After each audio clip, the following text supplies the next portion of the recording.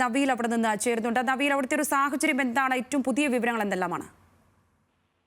അപ്പോൾ ഓഫീസ് അടിച്ചു തകർത്ത സംഭവത്തിലാണ് ഇപ്പോൾ PV അൻവർ MLA-ക്കെതിരെയുള്ള അറസ്റ്റുമായിട്ട് പോലീസ് മുന്നോട്ട് പോയിരിക്കുന്നത്. ഇപ്പോൾ ഒരു ബസ് നിറയെ പോലീസുമായി അൻവർ MLA-യുടെ വീടിന്റെ മുന്നിൽ ക്യാമ്പ് ചെയ്യുകയാണ്.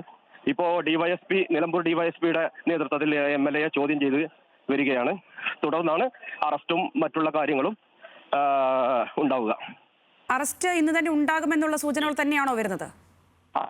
അറസ്റ്റ് ഇന്ന് തന്നെ ഉണ്ടാകുമെന്നുള്ള സൂചനയാണ് ഇപ്പോൾ നിലവിൽ വരുന്നത്. എത്ര സമയമായി ഇവർ തമ്മിൽ സംസാരിക്കുന്നു? DYSP-യുമായി സംസാരിക്കുക എന്നല്ലേ പറഞ്ഞത്? 1 മണിക്കൂറോളമായി ഇവർ സംസാരിച്ചുകൊണ്ടിരിക്കുകയാണ്.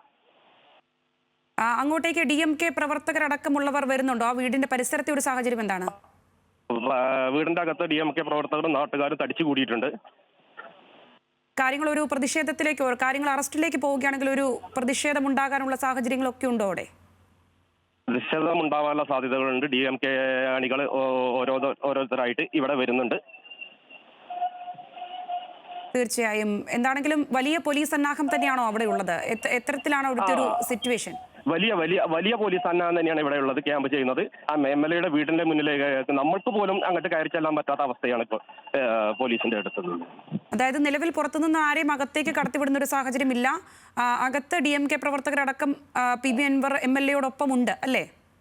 അതെ. ശരി. അവരുമായി സംസാരിച്ച ശേഷം ഈ നമുക്ക് പോലീസ് വൃത്തങ്ങളിൽ നിന്ന് എന്തെങ്കിലും കാര്യങ്ങൾ അറിയാൻ കഴിയുന്നുണ്ടോ? ഇത് എത്ര സമയം ഇത് ചോദ്യം ചെയ്യൽ പോലുള്ള ഒരു സംഭവമാണോ നടക്കുന്നത്? അതോ എന്താണ് അവിടെ ഈ സംസാരം എന്ന് പറയുമ്പോൾ?